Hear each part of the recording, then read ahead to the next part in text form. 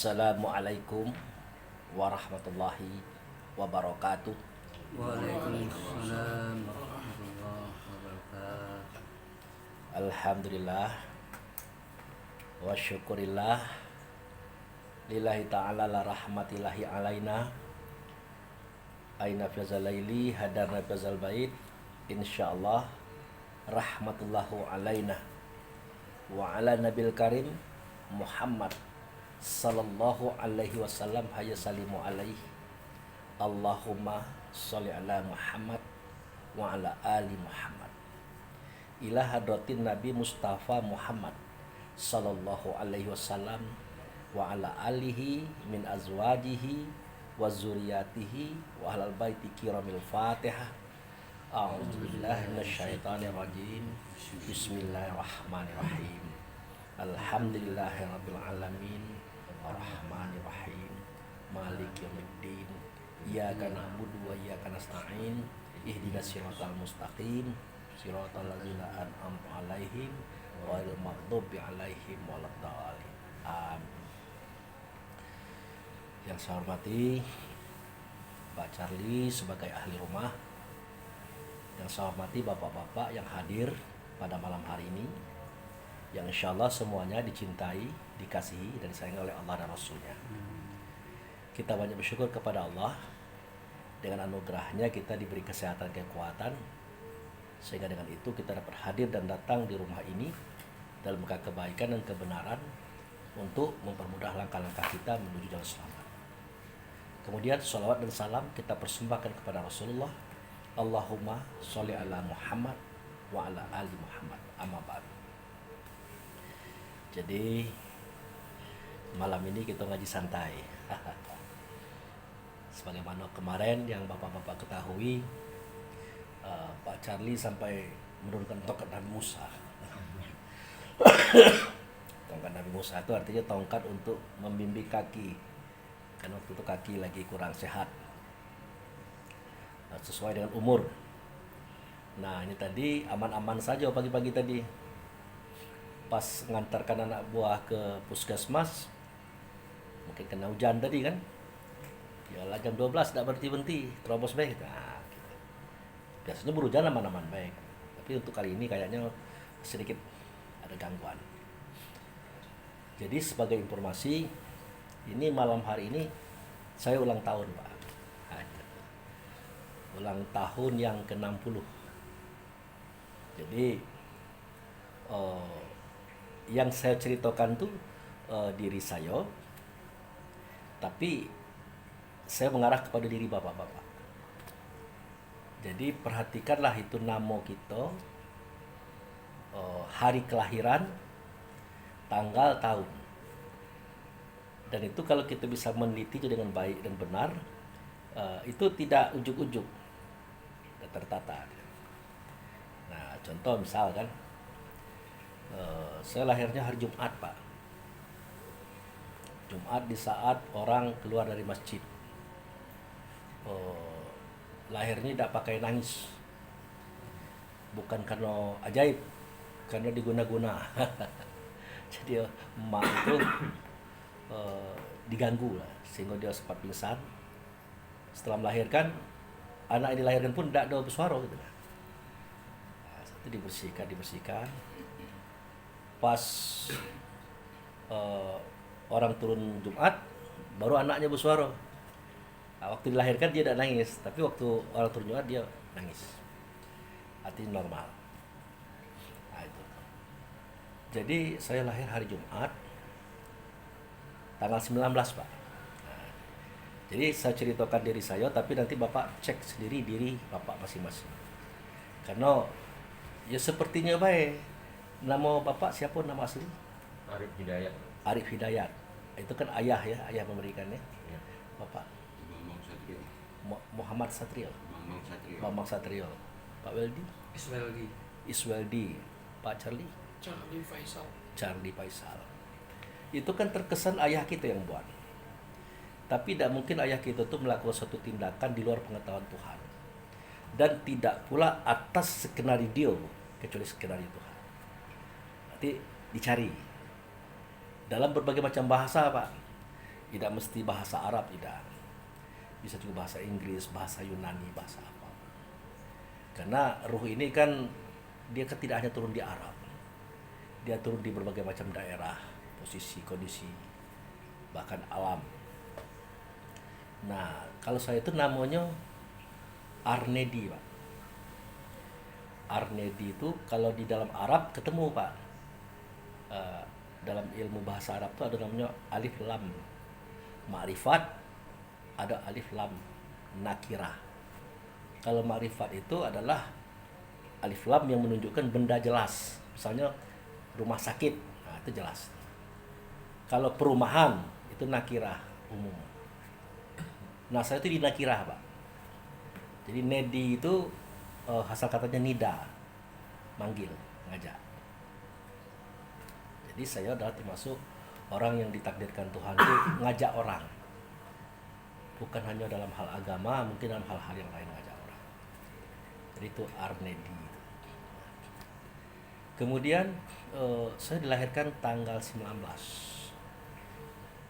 Tanggal 19 itu kalau di Al-Quran itu kalau angka 19 pertama itu adalah Bismillahirrahmanirrahim. Nah, dengan nama Allah yang mengasihi dia, penyayang dia. Dan kebenaran dengan kalimat ini kita dekat. Karena itu kalimat kunci. Nah, dilahirkan bulan 2. 2 itu adalah simbol kesempurnaan. Ada malam, ada siang. Ada putih, ada hitam. Ada buruk, ada baik. Ya, kesempurnaan. Kenapa itu dikatakan sempurna? Putih itu tidak ada tanpa hitam. Baik tidak ada tanpa buruk. Luas itu tidak ada tanpa sempit. Jadi bagi Allah, semua yang baik-baik, semua yang putih-putih, semua yang bersih-bersih tidak sempurna kalau tidak ada lawannya tadi. Jadi Allah mengajarkan kepada kita supaya tidak meremehkan, tidak merendahkan yang hitam, yang kotor, yang tidak baik. Kenapa seperti itu? Mungkin bapak-bapak pernah mendengar sewaktu acara takziah ada kan, wala nablu wa nakum bisa ibil kafi walju wa naksibul amal ampun. Pernah dengar ayat itu? Nah, aku benar-benar akan menimpakan kepada kamu yang kamu tidak suka gitu. Nah, dalam bahasa kita ini musibah. Nah, disebutkan oleh Allah itu sedikit rasa takut. Contoh COVID. Kalau COVID itu menyeluruh dunia itu benar adanya itu. Tapi giliran negara miskin di Afrika tidak ada COVID. Karena tidak laku. Nah dari sini ketahuan kalau COVID itu adalah diciptakan oleh Allah, dijadikan oleh Allah melalui orang tertentu. Nah orang tertentu ini pasti bukan orang yang cak kita nih. Pasti orang-orang yang berpikir duniawinya tinggi, materinya luas. Bahkan kalau bisa hidup 1000 tahun. Nah, jadi Allah butuh orang ini karena untuk alat. Sudah itu kekurangan buah-buahan. Pak Weldi tanam Pak mangga, udah bernas, besar-besar kuning-kuning, mengkal-mengkal. Besok nak dibagikan ke kelompok pengajian di rumah Pak Charlie kan, nah disiapkan ngantong. Sore masih ada barang tuh. Nah, tapi apa boleh buat? Pagi-pagi Allah sudah mengambil mangga itu. Ada mungkin Allah menggunakan ustaz. Dan mungkin Allah menggunakan orang-orang ngaji cak kita ini. Pasti dia gunakan adalah orang yang kira-kira hobi ngambil-ngambil barang orang gitu nah. Nah itu. Kemudian kekurangan harta benda. Pak Arif baru kredit motor 3 bulan. Tahu-tahu dibawa ke pasar Panorama kan. Nah, diambil oleh Allah harta itu. Tidak mungkin melalui kiai. Mungkin melalui orang-orang baik-baik kan, pasti melalui orang yang tidak baik. Dan itu adalah penting bagi Allah untuk apa? Untuk melaksanakan tugas kehendak Allah kepada hamba. Dan yang terakhir kekurangan nyawa. Apakah ditabrak, apakah dibunuh, apakah bencana macam-macam. Semua itu tidak ada yang enak. Tapi justru itu Allah ciptakan, Allah buat, Allah pilih. Untuk apa? Untuk memuluskan semua rencana. Nah, itulah alasannya kenapa kita tidak boleh menghinakan hitam, menghinakan sempit, menghinakan kotor, menghinakan jelek. Allah saja tidak begitu. Nah, itu nah. Tapi Pak, masuk kita senang dengan yang kotor-kotor. Nah, senang yang jelek-jelek. Nah, itu beda lagi bahasanya. Tidak mungkin kita senang. Tapi kita harus maklumi bahwa itulah sebuah ciptaan Allah yang tidak bisa tidak harus ada. Nah, kalau Allah itu maha baik, pasti kehendak dia itu baik. Cuman kita yang belum paham dengan kebaikan itu. Gitu. Makanya lahir tanggal 19 di bulan 2 itu adalah angka kesempurnaan itu tadi. Ada hitam, ada putih, ada siang, ada malam, ada sempit, ada lapang, dan seterusnya. Nah, kemudian tahunnya 1965, Pak. Di Quran itu 19 itu surat Maryam. Surat Maryam. Nah, Maryam itu nama seorang Pak. Karena orang melihat kepada fisiknya nama perempuan. Padahal itu bukan nama fisik tapi nama rohnya. Maka tidak bermasalah. Artinya dia nama seperti nama perempuan atau tidak. Allah memberikan nama bukan kepada tubuhnya tapi kepada yang di dalam. Nah, itu. Pada 19 kan ada 65. 65 itu cerita tentang ini. Ayat 2.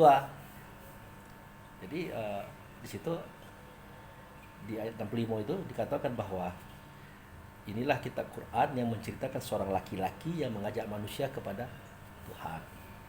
Tapi seorang laki-laki itu Zakaria namanya. Nah, jadi itu sekelumit daripada nama saya, hari lahir saya. Dan itu ada dengan Pak Charlie juga, dengan Pak Weldy juga. Dan itu menarik untuk dipelajari supaya kita paham, oh setelan aku itu di situ. Nah, itu posisi aku di situ. Setelah itu mengulangi kembali penyampaian yang kemarin bahwa usia, kan saya kan udah 60 nih. Usia yang paling ideal itu menurut Allah dan Rasul, menurut pilihan Allah dan Rasul adalah 63. Itu paling ideal. Siapapun yang meninggal dunia sebelum tahun seumur 63, dia rugi, Pak. Kalau dia orang baik, meninggalnya umur 40, dia rugi berapa tuh? 23 tahun. Kalau dia orang baik kan, meninggalnya umur 40, berarti dia rugi 23 tahun. Ya, kalau dia orang buruk, ya rugi nian. Nah, tapi di orang buruk ini kadang-kadang Tuhan ya menukar peraturan dia, Pak. Dia menukar peraturan. Apa itu?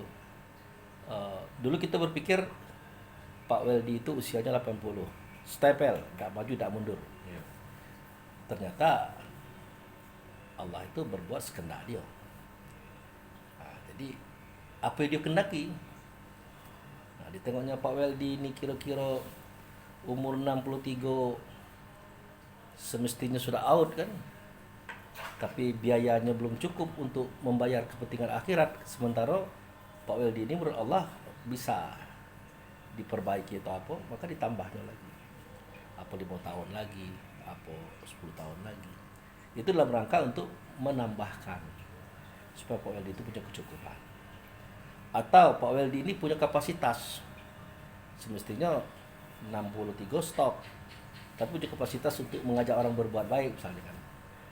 Ya bisa jadi dipertahankan, tapi tidak akan mungkin sampai ke titik pikun. Kalau titik pikun itulah titik penghinaan. Nah, itulah kira-kira gambaran daripada usia-usia itu. Jadi semua itu mempunyai paham dan makna di hadapan Tuhan. Istilahnya tidak omon-omon, tidak ujuk-ujuk, tidak terjadi begitu saja. Nah, kemudian lagi ingat, sekali kita mengatakan Allah itu maha kuasa, ya kuasa. Arti kuasa itu ya maha, Pak. Artinya dia tidak bisa dirubah oleh siapapun. Tidak bisa dirubah oleh siapapun.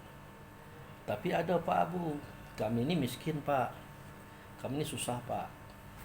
Kami berdoa kepada Allah. Dengan banyaknya kami berdoa, tiba-tiba Allah itu berubah. Nah, pertanyaannya siapa yang akan berubah? Siapa? Seakan-akan Allah tidak mengerti persoalan. Tapi di umum boleh-boleh saja. Silakan kamu berdoa kepada Allah, meminta kepada Allah, nanti Allah akan kabulkan. Padahal kalau kehendak Allah dengan kehendak kita sama, dikabulkan. Tapi kalau kehendak Allah dan kehendak kita beda Pak, tidak Pak. Kehendak dia juga. Nah, dan mungkin pula dia bertuhan kayak gitu kan. Kita yang bertuhan kayak dia. Nah, itu sekedar tambahan daripada pelajaran kita malam ini. Nah sekarang kita masuk kepada misteri Ramadan. Nah, itu. Bapak pernah dengar Syahrul Ramadan? Nah, pernah kalau gitu tak? Pak Charlie tahu tak apa itu Ramadan? Syahrul Ramadan. Bulan Ramadan itu. Kelas. Ya. Nah, jadi sebenarnya Syahrul itu bukan bulan, Pak. Bulan itu bahasa Arabnya apa, Pak? Qamar kan? Ya, Kalau matahari syamsi kan? Samsu. Nah, ini Syahrul. Nah, ini harus kita pahami. Gitu. Jadi jangan kita artikan Syahrul Ramadan itu artinya bulan Ramadan. Kalau bulan diartikan Qamar bukan. Jadi Syahrul itu artinya masa, Pak. Masa. Jadi perlu kita pahami bahwa Allah itu tidak beruang, tidak berwaktu. Nah, timbul pertanyaan, kenapa Pak Bambang ya, tidak beruang, tidak berwaktu? Karena ruang itulah Allah, waktu itulah Allah. Jadi kalau Allah tidak beruang, tidak berwaktu, karena ruang dan waktu itu adalah Dia sendiri. Di dalam Dia itu ada 4. Zat, sifat, asma, perbuatan. Gitu. Jadi Allah tidak beruang, betul. Allah tidak berwaktu, betul. Jadi kapan aja Pak Charlie, Pak Weldy, Pak Arif, Pak Bambang ingin ketemu Allah, sebenarnya tidak ditentukan waktu kapan baik. Tapi Pak itu kan ada waktu subuh, zuhur, asar, maghrib, isya. Itu kan untuk kawan-kawan yang suko lalai dengan waktu. Nah, untuk kita yang paham itu ya mungkin bolehlah gitu. Arti bolehlah itu, bolehlah kita tepat waktu itu, boleh. Tapi kalau ada sesuatu yang memungkinkan kita susah untuk menentukan itu, ingat Allah itu bisa datang kapan aja. Nah, karena Dia tidak di ruang dan Dia tidak di waktu. Makanya secara istilah Pak Weldy kan eksplisit ya. Bahasa di balik bahasa itu. Nah, ada istilah sholat jamak takdim. Nah, rasanya asar tidak mungkin bisa dikerjakan kan. Nah, boleh ditarik ke waktu zuhur. Atau jamak takhir. Zuhur tidak mungkin bisa dikerjakan dan cepat berangkat, bisa dilaksanakan waktu asar. Bahkan bisa dikosorkan, dikurangi. Itu sebuah sinyalemen, Pak. Sinyalemen menunjukkan kepada kita bahwa persoalan itu sebenarnya tidak begitu juga. Untuk siapa? Untuk kita-kita yang sudah masuk ke alam ma'rifat. Jadi kalau seketika kita nanti sedang mepet betul, tidak usah pusing. Artinya lewati aja pekerjaan itu, selesaikan. Nah, kalau masalah Tuhan itu lebih mudah ketimbang berurusan ke manusia. Lebih mudah, Pak. Karena dia tidak butuh apa-apa dari kita, Pak. Dia tidak butuh apa-apa. Yang penting kita ingat beliau, kita beretikat menuju beliau. Kapan bisanya itu cari momentum yang pas. Makanya dalam kisah jamak takdim, jamak takhir, qasar itu tadi, itu selalu dihubung-hubungkan dengan perjalanan. Ya kan, Pak? Tapi tidak pernah dihubungkan dengan orang sedang kelitaan. Orang sedang kesakitan, orang sedang kritis. Artinya kalau Bapak sakit, susah nian, itu boleh dipakai. Nah, ini jadi paksa Pak Charlie. Pak Charlie udahlah puyeng, nak muntah. Sholat zuhur, nak asar 4 nian gitu nah. Ya jangan dipaksa. Tidak bisa tegak duduk, tidak bisa duduk berbaring. Ya tidak bisa 4, bikin 2, Pak. Nah, itu. Rasa belum konsen yang Pak Abu, jangan dikerjakan dulu. Tapi rasa Pak Charlie tetap mengingat beliau, bersama beliau. Karena Allah itu tidak di luar, tidak perlu di dalam, tapi Dia meliputi. Ya Dia ruang, Pak. Dia adalah waktu. Jadi kalau hambaku bertanya kepada Kohai Muhammad tentang aku, katakan aku dekat. Lebih dekat dari leher. Leher kita macam kita pegang nih, Pak. Tapi Dia lebih dekat dari itu. Nah, kenapa seperti itu? Ya, karena kita tidak ada, Pak. Yang ada itu Dia itulah. Pernah dengar pengajian, Pak? Kalau gitu sudah kan? Sejatinya kita tidak ada, yang ada cuma dia. Lalu di mana lagi dia? Nah, itu. Dia adalah keberadaan itu sendiri. Nah, kita balik ke cerita puasa. Jadi syahrul Ramadan itu Pak, syahrul itu masa Pak. Masa, ruang dan waktu. Masa. Ramadan itu asal katanya romat, membakar. Jadi kita dibakar Pak. Kita dibakar. Kita yang mana dibakar? Ya kita roh, ya kita tubuh. Dengan cara aturan. Tidak makan, tidak minum, tidak bertemu istri di siang hari. Nah, itu. Dengan ibadah-ibadah mulai dari tarawih, tadarus dan seterusnya tadi. Kita dibakar. Nah, apa yang dibakar Pak? Dosa Pak.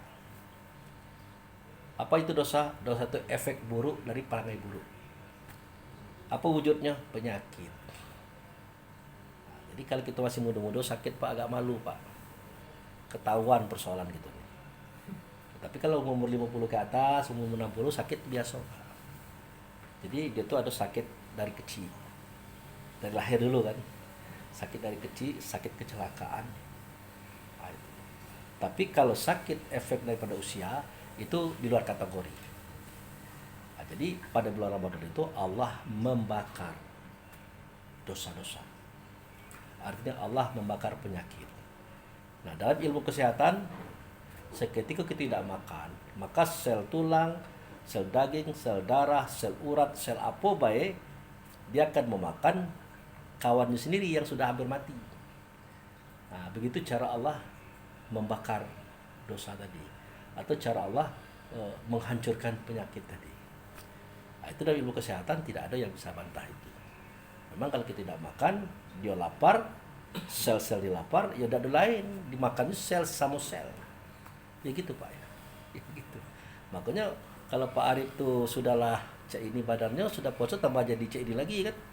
Kalau Pak Charlie masih ada modal. Kalau Pak Abu masih ada modal. Kalau Pak Arif tuh modalnya tipis ya Pak Weli. Nah, jadi tambah itu. Tapi kalau dia gembira, tidak Pak. Jadi orang gemuk itu kadang-kadang tidak mesti karena makanan dulu. Karena gembira, karena bahagia. Nah, sekarang baru kita masuk ke kajian umum. Kajian umum yang pertama tentang puasa ini adalah bagi Allah dan Rasul. Nah, di sini nanti kita akan melihat bagaimana kasih sayang Allah dan Rasul itu kepada kita. Nah, bagi Allah dan Rasul, puasa itu dianggapnya 30 hari, Pak. 30 hari. Jadi dibagi 3, Pak. 10 pertama, 10 kedua, 10 ketiga. Nah, ini. Ini kalau kata ahli hadis, ini hadis lemah. Bahkan palsu.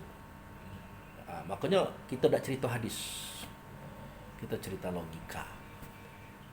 Dari cerita ini muncullah asal muasal terjadi Idul Fitri. Idul itu artinya kembali, fitri itu suci. Nah, 10 hari yang pertama kata Rasulullah, Allah menebarkan rahmat, Pak. Jadi ya nakal-nakal jak manonian kita Pak ya.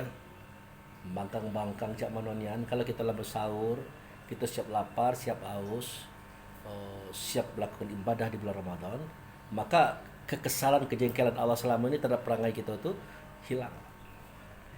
Jadi Allah menatap kita itu dengan kasih sayang, dengan tatapan rahmat. Itu selama 10 hari, Pak. Nah, semestinya kita harus paham di momen dia sayang-sayang itulah kalau bisa kita tuh banyak kendak, banyak rasan. Walaupun kendak kita kalau cocok kayak dia tidak bertemu juga.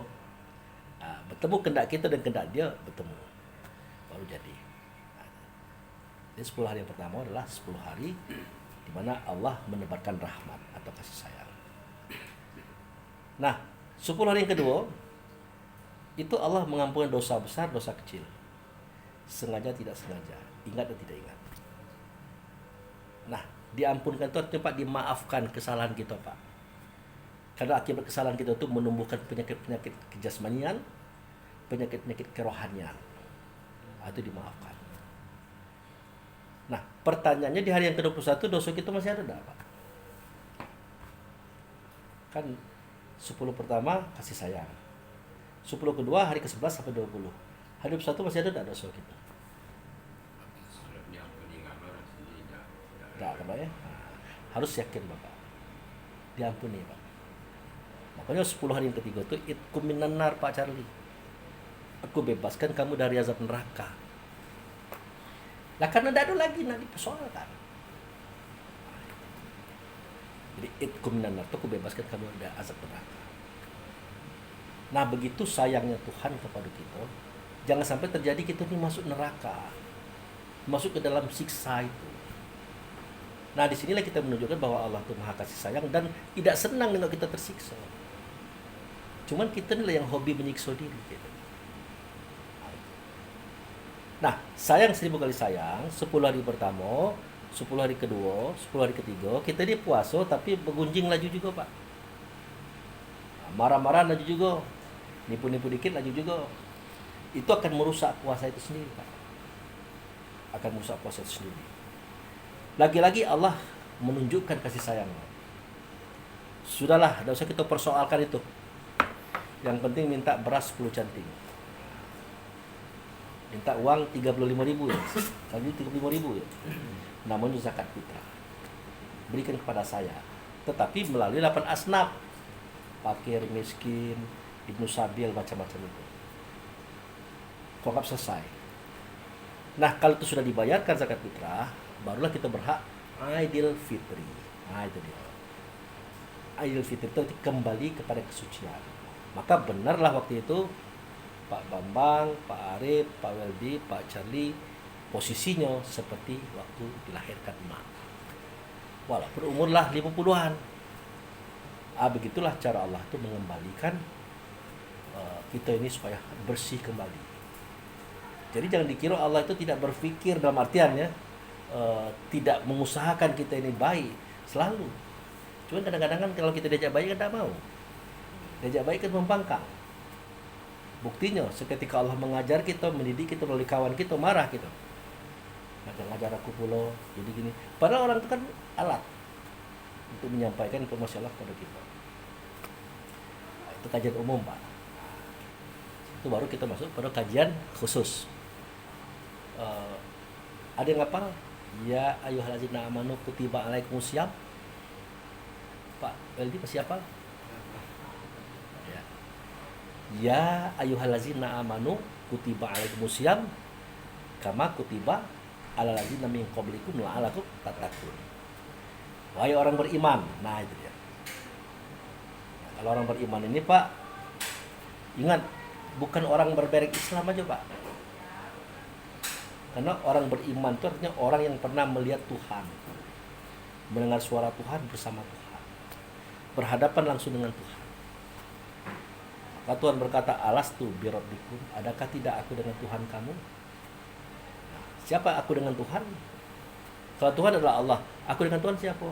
Muhammad. Maka kita semua menjawab bala syahid. Jadi orang beriman di sini adalah para ruh tadi. Jadi jangan pernah kita berkata, oh itu untuk orang Islam baik. Yahudi, Nasrani, Hindu, Buddha, setiap makhluk Tuhan yang ada rohnya itu dipanggil Pak untuk melakukan as-saum. Nah, jadi yang disebut puasa itu apa Pak? Apa puasa itu? Sepengetahuan Bapak selama ini. Tidak makan, tidak minum, tidak bertemu istri siang hari. Nah, itu bukan puasa. Itu baru tandonya. Nah, tandonya Pak Jadi. Yang puasa itu ya asaum itu. Menahan. Maka wahai orang beriman, telah datang kepada kamu suatu perintah untuk kamu menahan. Ya, memenjarakan, membelenggu. Kalau kamu sukses menahan, memenjarakan, membelenggu, kamu akan menjadi orang bertakwa. Pertanyaannya siapa yang ditahan? Siapa yang dipenjarakan, siapa yang dibelenggu? Ternyata Allah dan Rasul mengatakan yang dibelenggu itu adalah setan. Akan gitu. Idza jaa Ramadan wa futihut abwabul jannah wa ghuliqat abwabun nar wa sufidati sayati. Kalau datang bulan Ramadan itu dibuka pintu surga. ditutup pintu neraka, dibelenggu setan. Jadi tidak segampang itu membelenggu setan, Pak. Pintu surga itu dibuka dulu. Jannatul Naim itu dibuka dulu. Kebun kenikmatan, kebun rasa kita itu dibuka dulu. Kita senang, kita bahagia, itu dibuka dulu. Nah, kita tidak peduli dengan upat puji caci maki. Itu disebut dengan pintu neraka ditutup. Jadi hal-hal yang musuh-musuh dengan kepala, musuh-musuh dengan perasaan ditutup. Nah nanti baru baru dibelenggu setan.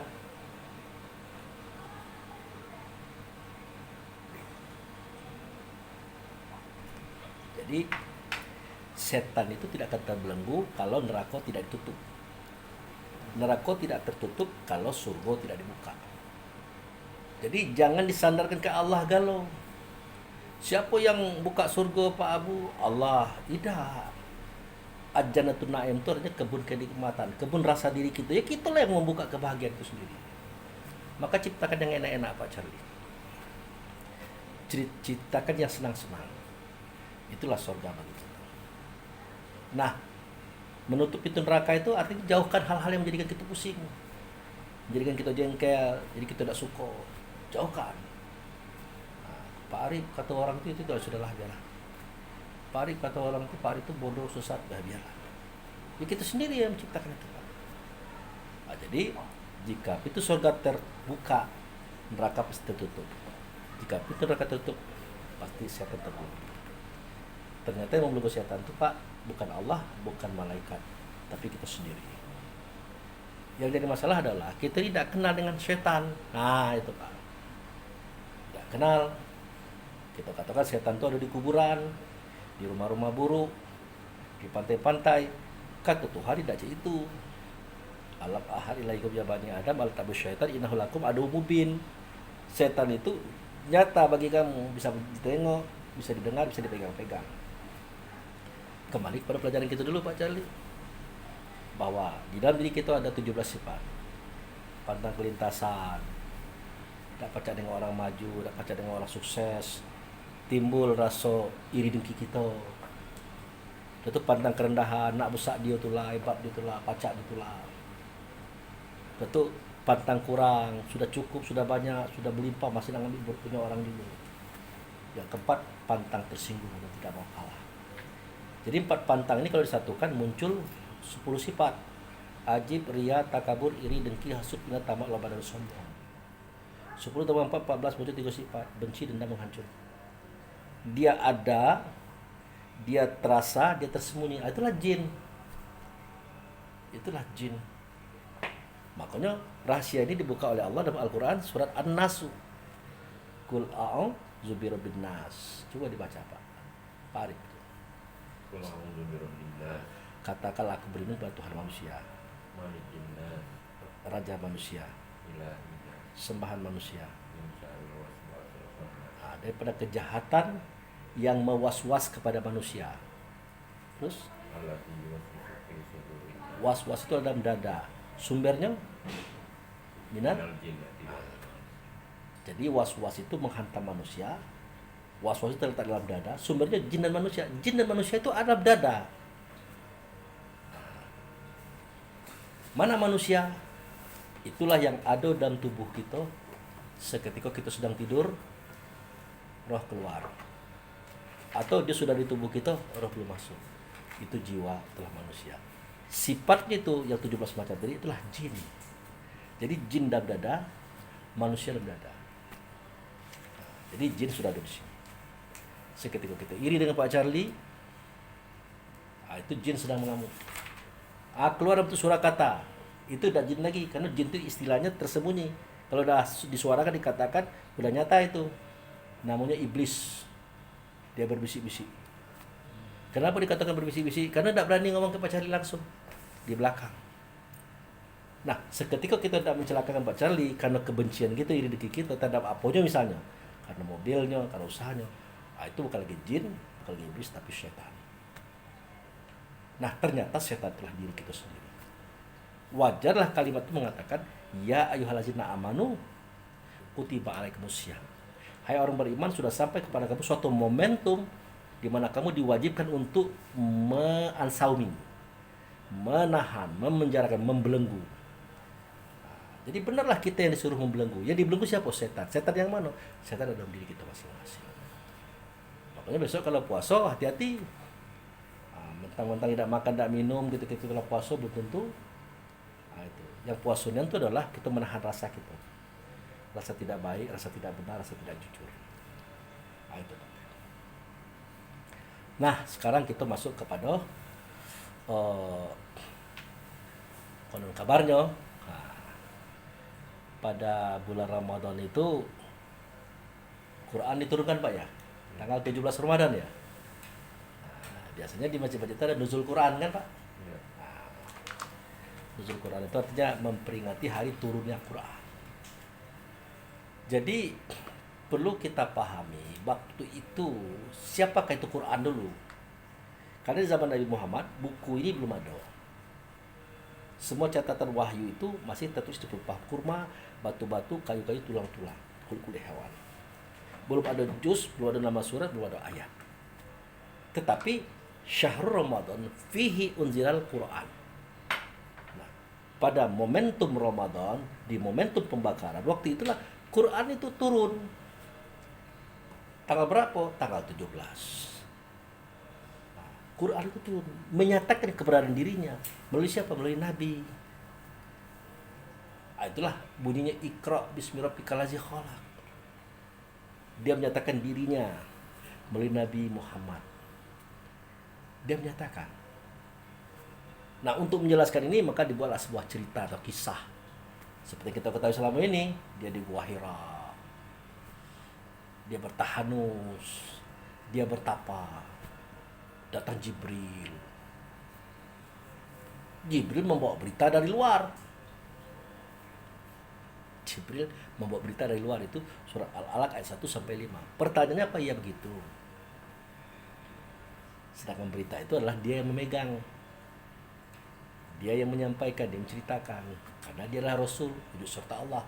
Tapi tidak apa-apa. Namanya kajiannya ada syariat, ada hakikat, ada torikat, ada itikat. Silakan saja. Nah itu.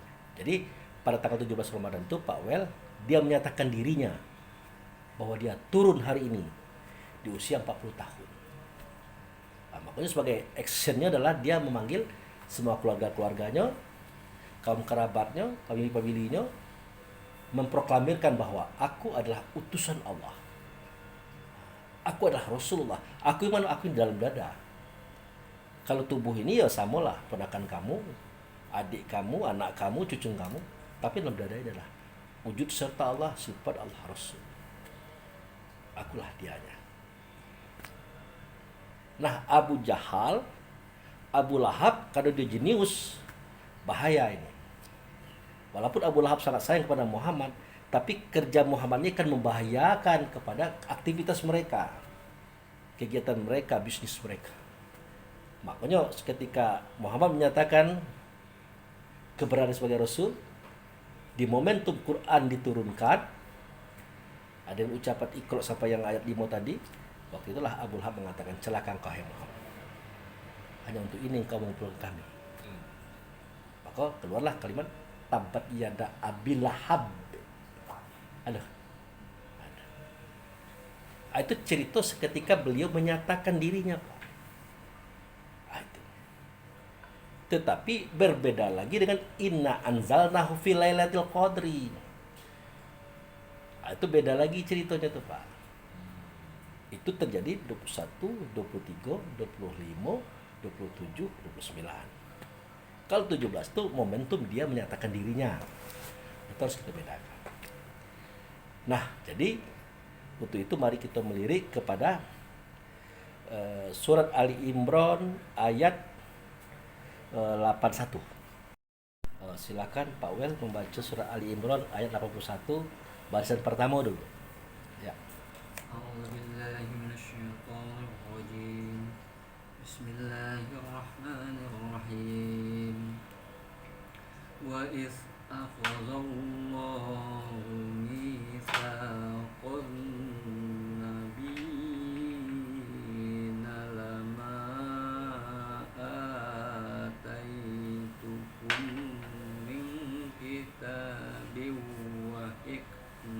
Stop. Nah, jadi wa is akhazallahu mitsaqan nabiyina. Dan ingatlah seketika Allah dan ingatlah seketika Allah mengangkat sumpah pada diri setiap nabi. Nabi apa rasul tuh Pak? Nabi. Nabi kan? Berarti ini di dunia kejadiannya Pak. Dia bercerita tentang roh yang sudah ada tubuhnya Pak. Itu. Nah tentu Pak Charlie ingin tahu siapa itu Nabi. Nabi itu adalah yang membawa roh Pak. Pak Charlie ingin tahu kapasitas roh orang yang dianggap jadi Nabi. Itulah kalimat berikutnya Pak. Lama ataitukum minal kitabi wal hikmah. Jadi seseorang itu dikatakan Nabi karena dia membawa Rasul. Rasul ini punya ilmu tentang kitab Pak. Punya ilmu tentang hikmah. Jadi disadari atau tidak, kita malam-malam duduk di sini, kita lah tahu apa itu kitab, apa itu Quran, apa itu ayat. Tinggal kita menyampaikannya. Kalau kita sudah bisa menyampaikannya, status kita menurut Allah dan Rasul, kita lah Nabi yang sama dengan bangsa Bani Israel pada waktu itu. Jadi orang alim pada masa umatku itu sama dengan Nabi di masa Bani Israel. Jadi kita tidak cerita kita Nabi, tidak kan, tidak cerita kita Rasul, tidak, walaupun sejatinya itu juga sebenarnya. Jadi Rasul itu ada 4 macam itu Pak. Ada 4 macam. Pertama itu seketika Allah itu adalah ruang, Allah itu adalah waktu, di dalamnya ada zat, sifat, nama dan perbuatan. Allah ingin dikenal, maka Allah bangkitkan sifatnya. Hamdu.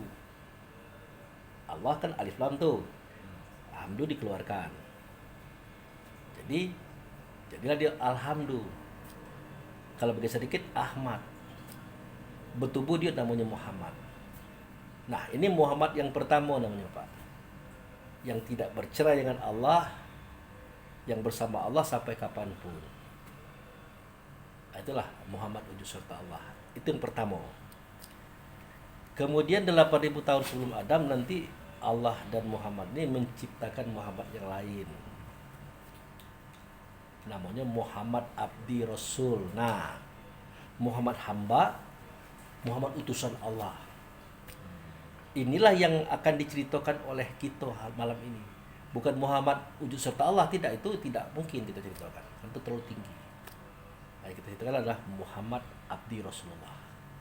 Muhammad hamba, Muhammad utusan Allah. Nah, itu Muhammad Abdi, Muhammad Rasulullah. Nanti ada Muhammad Rasul yang dirasulkan oleh Rasul. Itu dia Pak. Bisa tidak dibedakan Pak? Ada Muhammad wujud serta Allah yang tidak bercerai dengan Allah. Itulah sifatnya. Itu di mana Allah di situ dia, di mana dia di situ Allah. Sudah itu ada Muhammad Abdi, Muhammad hamba, utusan Allah. Itu yang bakal kita ceritakan. Yang dari dia dijadikan 4 pasal itu. Bumi yang diberkati, aras di bumi, surga neraka, mukmin. Jadi Muhammad Abdi Rasulullah.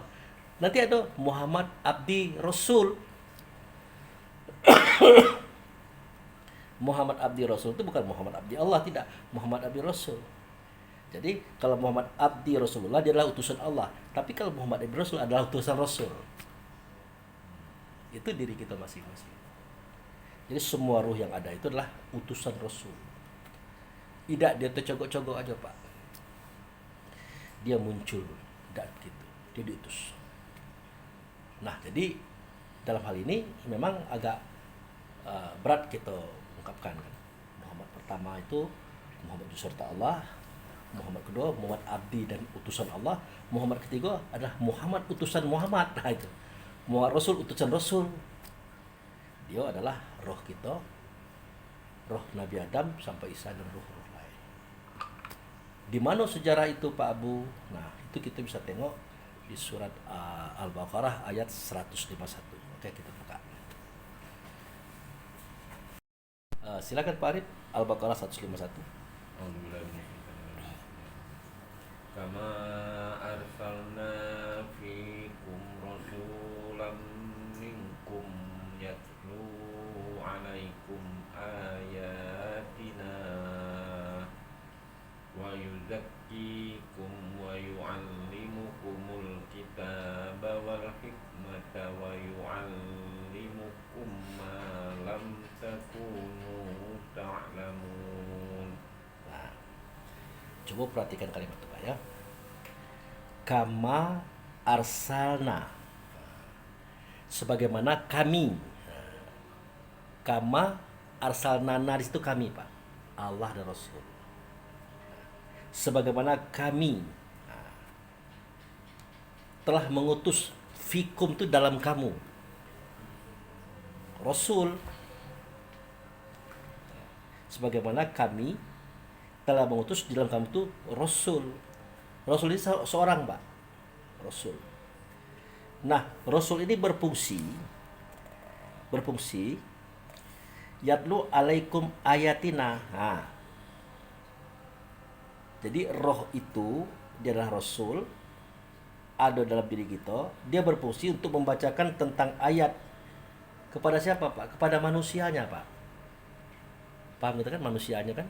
Nah, suatu wa yuzakikum, untuk membersihkan manusiamu. Suatu wa yu'allimukumul kitab, mengajarkan kepada kamu tentang ilmu tentang kitab kepada manusia tadi. Wal hikmah, cara menguraikannya.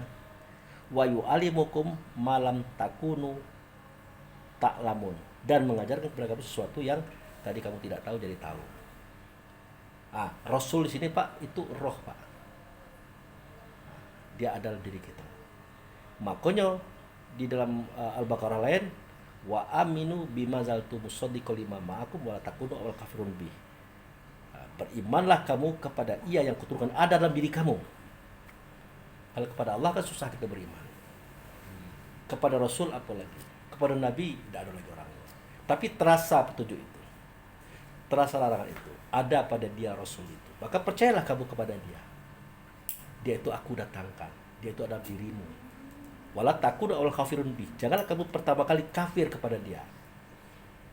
Itu cerita tentang Rasul.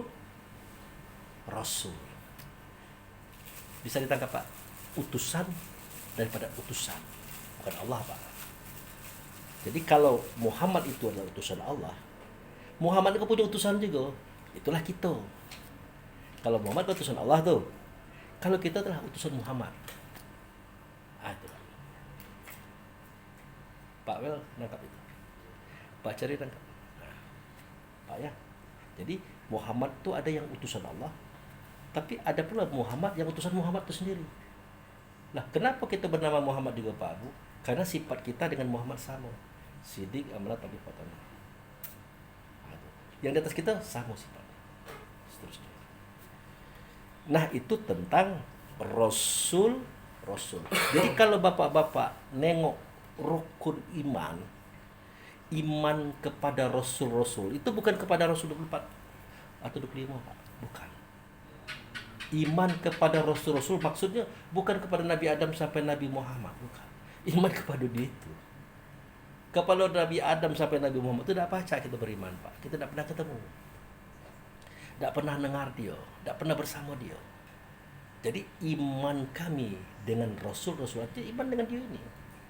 Maka dia ini perlu diberikan pemahaman, pelajaran dari kitab Quran dan hadis, dari keterangan-keterangan para ulama, supaya dia itu mengerti cara membawakan kebenaran.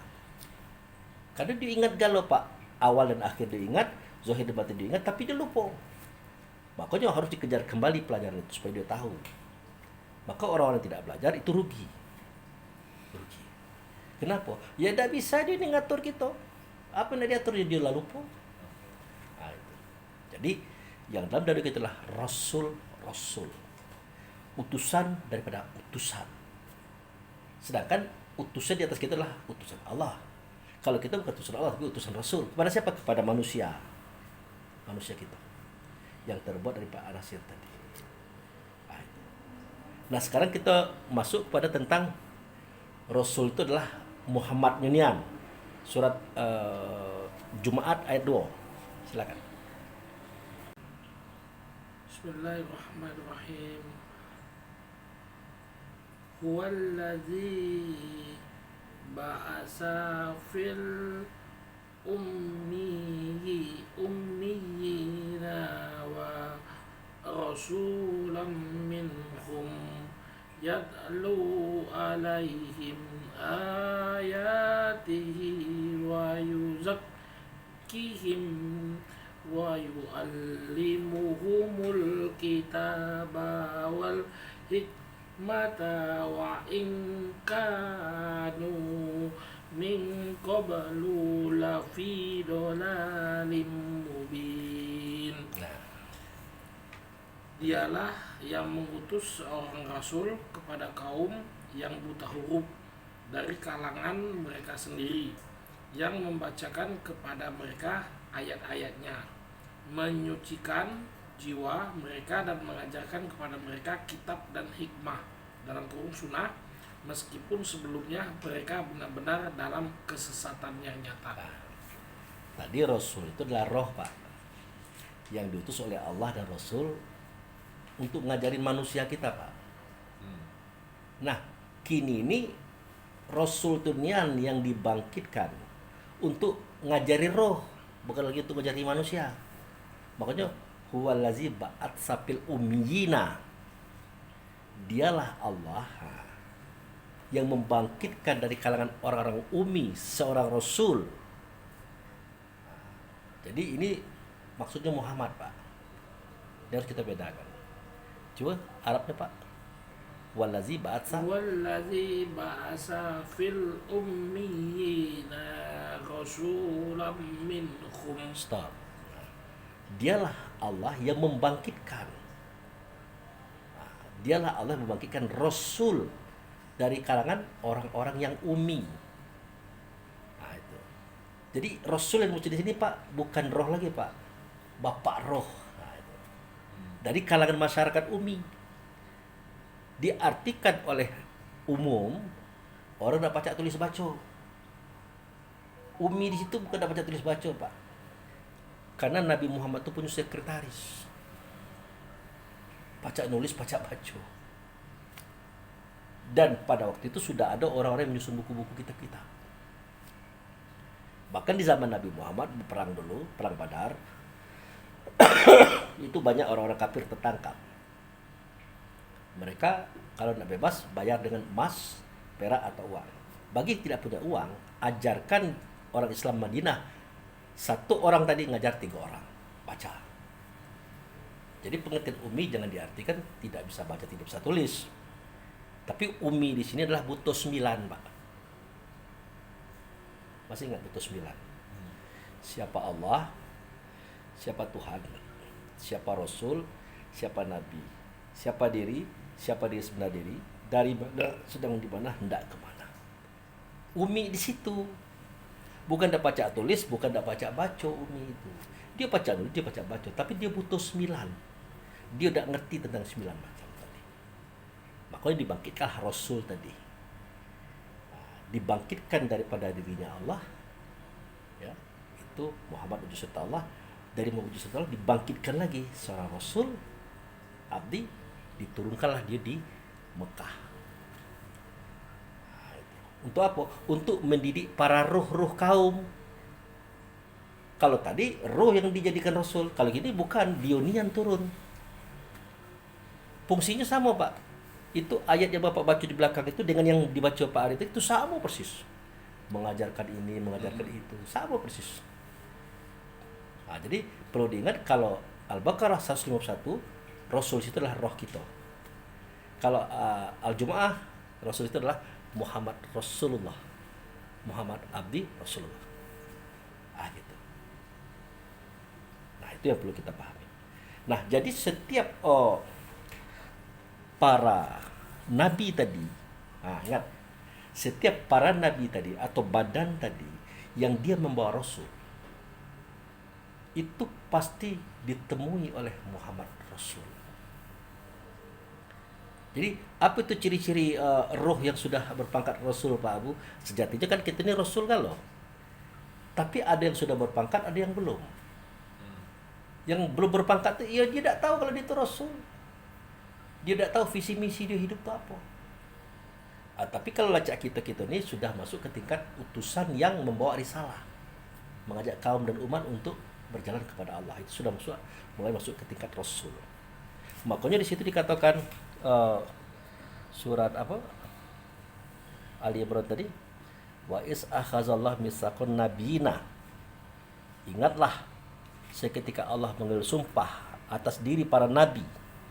Cak mana sesuatu itu dikatakan nabi, yaitu badan yang membawa roh yang sudah memahami arti ataitakumul kitab. Dia tahu kitab itu apa. Lah kalau dia kitab itu yang dia artikan masih buku, maaf, walaupun dia kiai ulama besar, berarti belum masuk itu. Belum masuk ke tingkat Rasul yang dimaksudkan. Karena di zaman Nabi Muhammad kitab buku itu belum ada. Tapi dia sudah bisa membicarakan alif lam itu kitab, mim itu adalah Quran. Alif lam itu adalah Allah menyimpan rahasia awal, rahasia akhir, zahir batin. Tidak nyata itu bukan nyata pada mim Muhammad. Muhammad itu Quran. Itu tidak bisa dibaca kecuali oleh ayat dalam dada. Kalau sudah masuk ke tingkat itu, maka roh dia itu sudah dikatakan oleh Allah dan Rasul adalah Rasul. Siapa? Jadi bakal jadi Rasul ini. Rasul itu siapa? Untuk dirinya sendiri dulu lah. Nanti untuk anak istri, untuk kaum kerabat. Gitu. Jadi wa is akhazallahu mitsaqan nabiyina lama ataitakumul min kitabi wal hikmah. Jadi dia diberikan ilmu tentang kitab dan diberikan dia hikmah. Hikmah itu kemampuan menjelaskan. Nah, baru masuk. Summa ja'akum rasulah. Nah, itu dia. Setelah kita berpangkat dengan pangkat Rasul tadi Pak, kita kan Rasul tuh, tapi belum tentu berpangkat Rasul. Karena kita kitab belum ngerti, ya hikmah belum ngerti. Apa yang disebut, apa kata orang itu kita sebut, belum masuk. Tapi kalau kita sudah sampai, dia pasti didatangi oleh Rasul. Ini Rasul yang mendatangi dia ini Pak, inilah abdi wa Rasulullah yang nanti akan kita ceritakan pada surat Inna anzalnahu fi lailatul qadri. Nah, coba Bapak sambung lagi surat Ali Imran tadi. Wa is akhaza.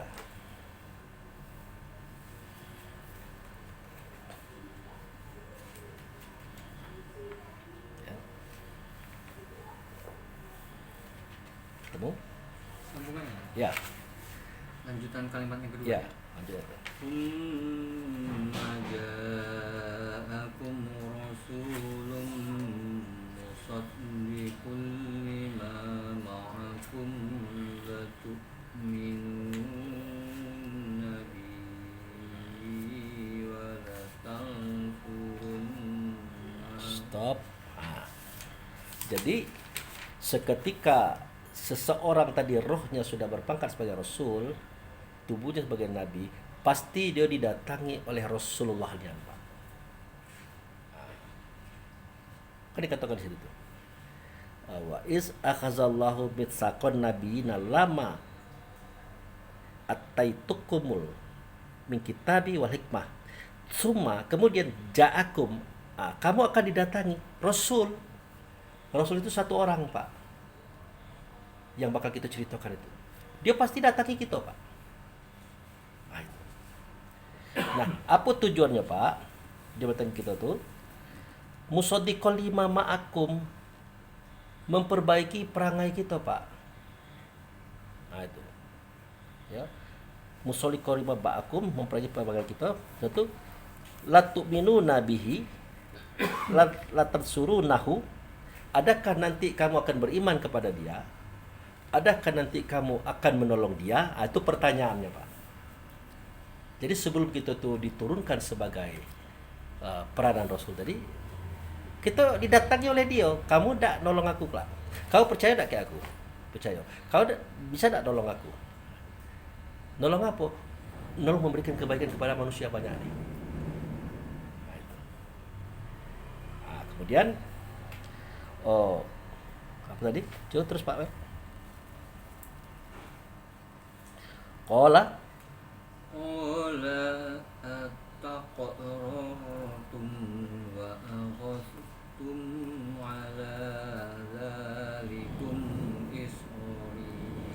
Terjemahkan Pak. Berkata Allah melalui Rasul tadi, adakah kamu tidak berikrar? Allah berfirman, apakah kamu mengakui Hmm. dan menerima perjanjian denganku atas yang demikian itu? Nah, kemudian apa jawab Rasul tadi?